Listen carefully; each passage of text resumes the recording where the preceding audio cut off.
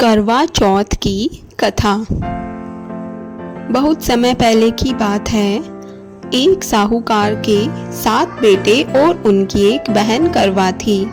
सभी सातों भाई अपनी बहन से बहुत प्यार करते थे, यहाँ तक कि वे पहले उसे खाना खिलाते और बाद में स्वयं खाते थे। एक बार उनकी बहन ससुराल से मायके आई हुई थी।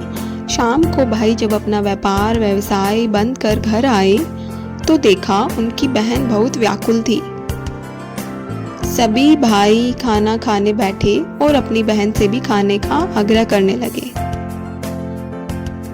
लेकिन बहन ने बताया कि उसका निर्जल व्रत है और वह खाना सिर्फ चंद्रमा को देखकर और उसे अर्घ देकर ही खाएगी। चूंकि चंद्रमा अभी तक निकला नहीं है, इसलिए वह भूख प्यास से व्याकुल हो उठी है। सबसे छोटे भाई से अपनी बहन की हालत देखी नहीं जाती और वह दूर पीपल के पेड़ पर एक दीपक जलाकर छलनी की ओट में रख देता है। दूर से देखने पर वह ऐसा प्रतीत होता है जैसे चतुर्थी का चांद उदित हो रहा हो। इसके बाद भाई अपनी बहन को बताता है कि चांद निकल आया है, तुम उसे अर्घ देने के बाद भोजन कर सकती हो।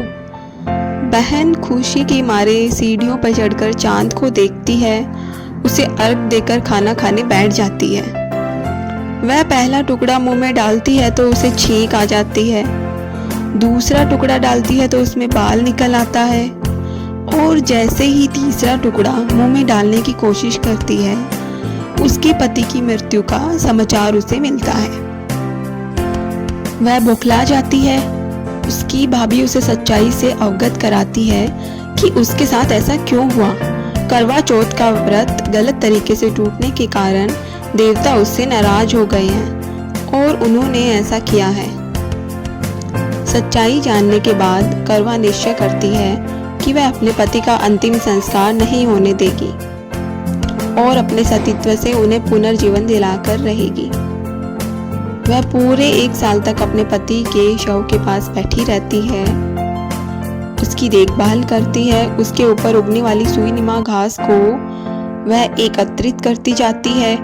1 साल बाद फिर करवा चौथ का दिन आता है। उसकी सभी भाभियां करवा चौथ का व्रत रखती है। जब भाभियां उसे आशीर्वाद लेने आती है तो वह प्रत्येक भाभी से यम सुई ले लो, पे सुई दे दो, मुझे भी अपनी जैसी सुहागिन बना दो, ऐसा आग्रह करती है। लेकिन हर बार भाभी उसे अगली भाभी से आग्रह करने का कहकर चली जाती है। इस प्रकार जब 6 नंबर की भाभी आती है तो करवा उससे भी यही बात दोहराती है। यह भाभी उसे बताती है कि चूंकि सबसे छोटे भाई की वजह से उसका व्रत टूटा, अतः उसकी पत्नी में ही शक्ति है कि वह तुम्हारे पति को दोबारा जीवित कर सकती है। इसलिए जब वह आए तो तुम उसे पकड़ लेना और जब वह तुम्हारे पति को जिंदा ना कर दे, उसे नहीं छोड़ना। ऐसा कहकर वह चली जाती है। सबसे अंत में छोटी भाभी आती है। करवा उनसे भी सुहागिन बनने का आग्रह करती है, लेकिन वह टाल मटोल करने लगती है। इसे देखकर करवा उन्हें जोर से पकड़ लेती है और अपनी सुहाग को जिंदा करने के लिए कहती है। भाभी उससे छुड़ाने के लिए नोचती है, खसोटती है, लेकिन करवा नहीं छोड़ती। अंत में उसकी तपस्या को देखकर भाभी पसीज जाती है और अपनी छोटी उंगली को चीरकर उसमें से अमृत उसके पति के मुंह में डाल देती है। करवा का पति तुरंत श्री गणेश कहता हुआ उठ बैठता है। इस प्रकार प्रभु कृपा से उसकी छोटी भाभी के माध्यम से करवा को अपना सुहाग वापस मिल जाता है। जय श्री गणेश, जय श्री करवा माता, सबका सुहाग बनाए रखना।